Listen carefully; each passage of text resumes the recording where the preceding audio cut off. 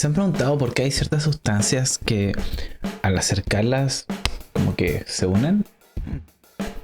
Bueno, este fenómeno, bueno, lo vamos a llamar magnetismo y está muy asociado a la electricidad. Entonces recordemos un poquito que la electricidad, ¿en qué consiste? Este se debe al movimiento de unas partículas que se llaman electrones, que se encuentran orbitando al átomo, que se encuentran por la parte más externa y que van a poder moverse muchas veces de un átomo a otro. Pues esta propiedad que tienen algunos materiales de que los electrones se puedan mover nos van a permitir a nosotros evidenciar las propiedades magnéticas. Pero todas las sustancias son magnéticas, porque todas las sustancias tienen electrones. O sea, van a haber algunas sustancias que por el simple hecho del orden que tienen los electrones dentro de su estructura van a tener ciertas propiedades magnéticas, pero que no las vamos a poder evidenciar como magnetismo propiamente tal. Por ejemplo, el agua, que nosotros vemos que tiene una forma y que de hecho forma gotitas. De hecho, en el borde del vaso se ven algunas gotas de agua.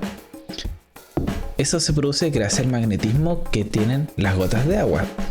Pero bueno, nosotros hemos podido, me refiero a nosotros como ser humano, hemos podido entender el magnetismo de tal forma que hoy en día lo podemos usar en muchas tecnologías y se va a estar utilizando en cosas que realmente parecen de ciencia ficción. Pero es todo gracias a entender el magnetismo.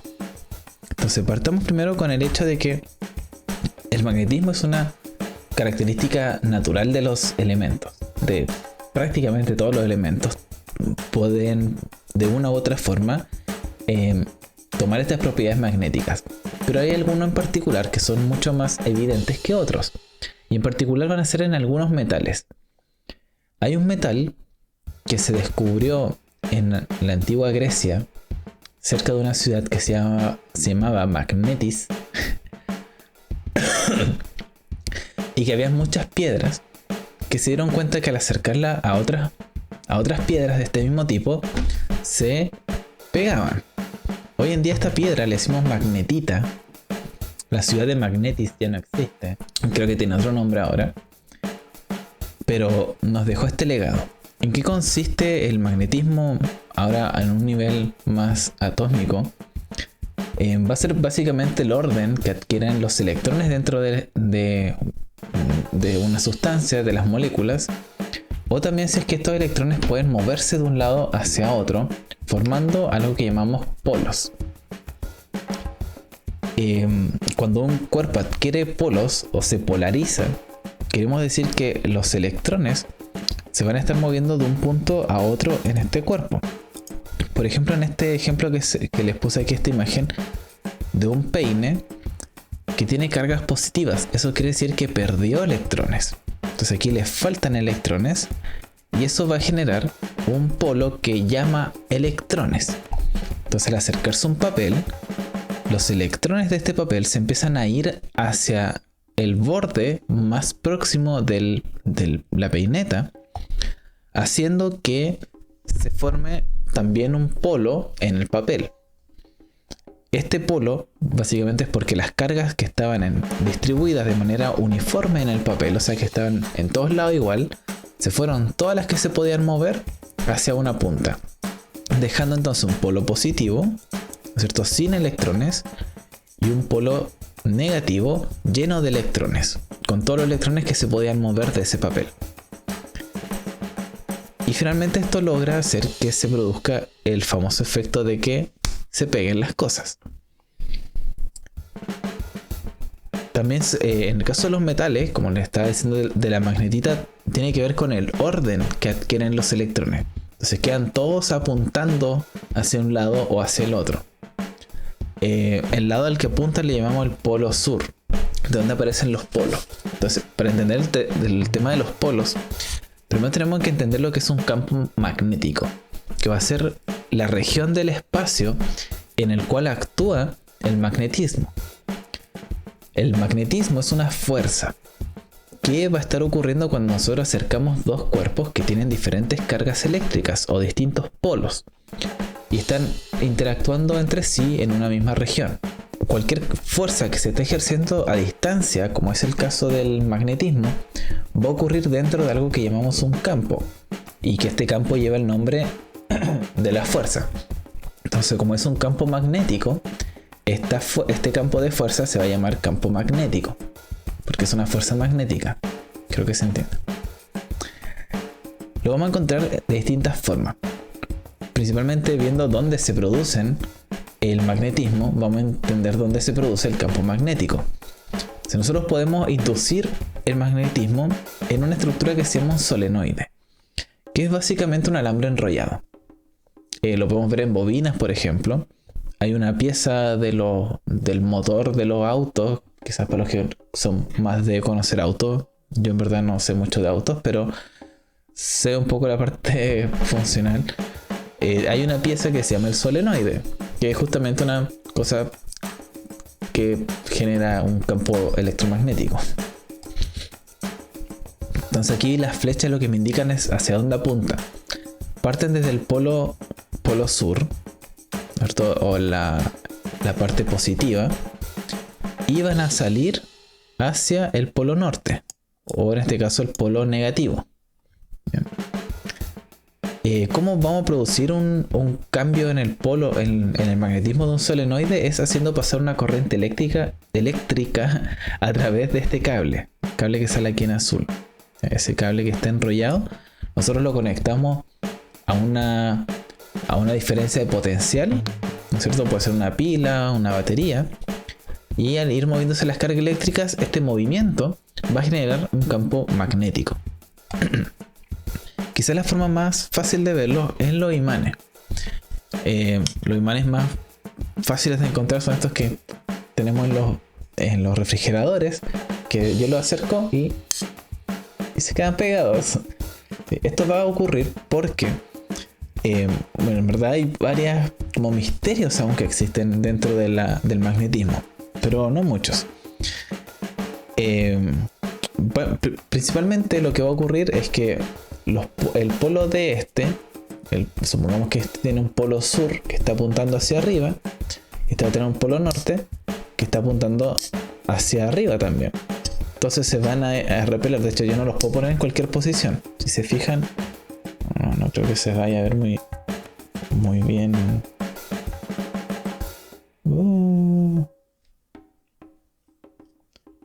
Yo no lo puedo poner, por ejemplo, ahí más arriba. Me lo tira más arriba o me lo tira hacia abajo. Entonces, porque hay una parte que se repele y una parte que se va a atraer.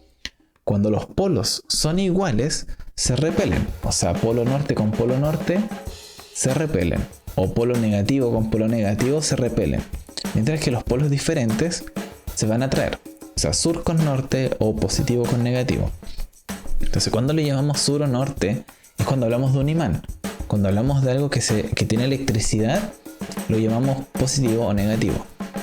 En el caso de, bueno, los imanes tienen distintas formas. Pueden ser como, tienen esas cosas que un círculo que tiene una parte positiva, al medio es negativo y abajo es positivo, o es al revés. O puede ser estos famosos imanes que solemos ver en todos lados menos en la vida real, que son como una herradura, como una U. Y también vamos a encontrar quizá el campo magnético más importante para nuestra vida, que es el campo magnético de la Tierra, el cual nos protege de la radiación electromagnética que viene desde el Sol. Bueno, entendiendo qué son los imanes y por qué existen, un imán es básicamente cualquier metal que puede ser hecho por nosotros, porque como sabemos cómo funcionan, podemos inducir un trozo de metal a que funcione como imán, que es lo que sale acá, ¿cierto?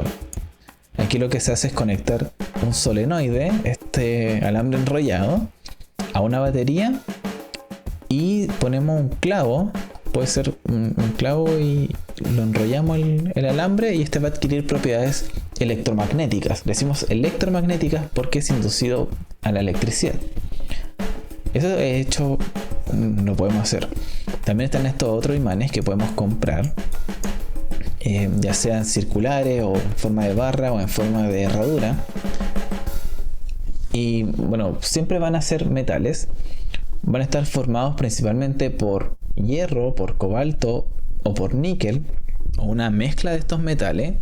Recuerden que la mezcla de un metal se llaman aleaciones. En el caso del planeta Tierra, tenemos en el núcleo una gran cantidad de hierro, cobalto y níquel, que están fundidos y forman una gran bola de metal que está al centro de la Tierra, girando más encima. Entonces esto genera el campo magnético de la Tierra. Hubo un caballero llamado Hans Ørsted que fue la persona que descubrió la relación entre la electricidad y el magnetismo. ¿Qué fue lo que él hizo? Él tenía una brújula, era un profesor por si acaso, y estaba haciendo clase. Y tenía una brújula como la que se ve acá, por eso les puse esta imagen. Y estaba enseñando un experimento en el que él estaba trabajando. Esto fue hace más de 100 años. Muy parecido a este dibujo que está acá al principio, de la batería con el clavo y el solenoide. Entonces él estaba haciendo experimentos mostrándole a su estudiante cómo él hacía moverse una corriente eléctrica a través de un cable. Quizá hoy en día no suena como la gran cosa, pero antes, en la que recién se estaba descubriendo cómo funcionaba la electricidad, era en verdad algo súper interesante. Y se dio cuenta mientras hacía esto que la brújula que se le había quedado encima de la mesa, que quedó ahí por casualidad, no es que él la quisiera dejar ahí, comenzó a moverse la aguja, comenzó a moverse para cualquier lado. Y este caballero dijo, ¿qué está pasando? Así que acercó más la brújula, y cuando encendía la corriente eléctrica se movía hacia la dirección del campo magnético del solenoide que tenía ahí armado. Perdón, del circuito que tenía armado. Y cuando lo apagaba, la brújula volvía a la posición que debería apuntar hacia el norte magnético de la Tierra. Entonces se descubrió que había una relación entre una cosa y la otra. Antes se pensaban que eran fenómenos completamente separados. Y de ahí que empezó a desarrollarse un montón de tecnología en base a la electricidad con el magnetismo. Y cómo un fenómeno puede incidir en el otro. Y cómo estos fenómenos pueden incidir entre sí y con otros fenómenos más de la naturaleza. Pues hoy en día tenemos... bueno, aquí en Chile todavía no existen, pero quizá en unos años más existan los trenes magnéticos. Este en particular es el famoso maglev. El maglev es el tren más rápido del mundo, que alcanza velocidades, creo, de como de 400 kilómetros por hora. O sea, en verdad es súper rápido. Si queremos recorrer todo Chile, no voy a hacer cálculos matemáticos ahora. Bueno, una tecnología mucho más cercana y quizá la estén usando en este momento son los audífonos. Los audífonos son, yo creo que una tecnología que usamos, algunas personas la usan casi a diario para alejarse un poco del mundo, pero funcionan gracias a imanes. También tenemos medicina en base a el uso de electroimanes, como esta que está acá, que esta es la que llamamos la resonancia magnética. Esta funciona de varias formas, distintas como metodologías para usar la resonancia magnética, pero básicamente lo que hacen es utilizar ondas magnéticas para que hacemos chocar en algún órgano que queramos ver, y eso después todo lo capta cómo se mueven las ondas magnéticas y puede generar una imagen, esta máquina. Tenemos otras tecnologías, por ejemplo, la producción de electricidad, como vimos en la clase anterior, todo funciona gracias a imanes que están dentro de este mecanismo con bobinas que giran, y como sabemos, la electricidad puede inducir al magnetismo y el magnetismo puede inducir a la electricidad. Entonces lo que hacemos es hacer girar estos imanes dentro de las bobinas para inducir electricidad. Otras cosas que lo utilizamos, por ejemplo, las tarjetas de crédito o tarjetas bancarias que utilizamos para pagar. La depilación láser, que es un procedimiento, no conozco, no sé si conozco a alguien que lo haya hecho, creo que sí, pero es algo relativamente común o conocido. Otra tecnología muy importante que utiliza el magnetismo son los sistemas de almacenamiento de datos. En este caso le puse un disco duro, pero casi todos los tipos de almacenamientos de datos utilizan algún u otro tipo de magnetismo.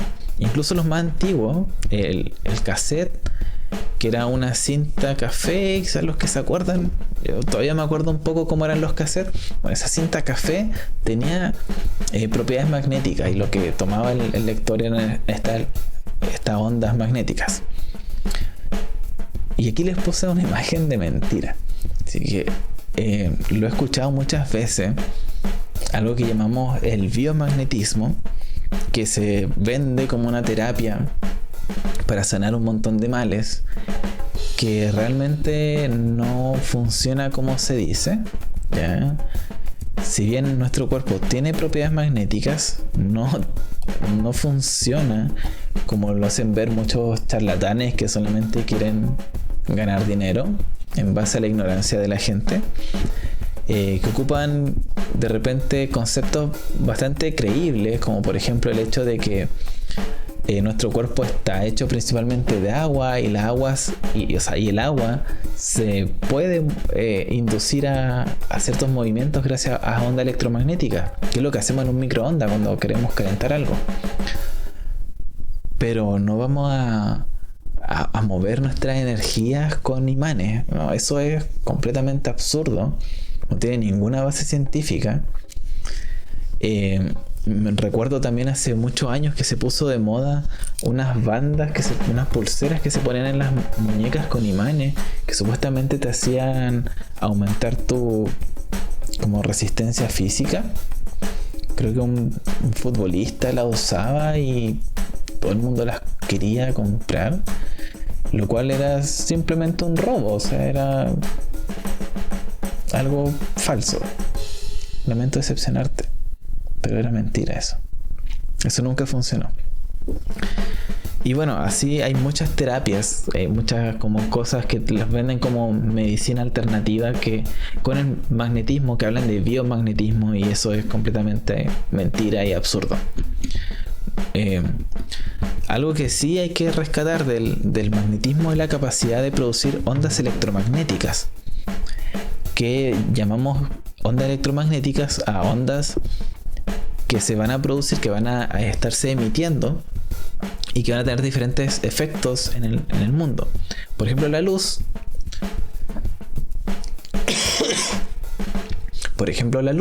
Ahí tengo una luz un poco fuerte, creo que está.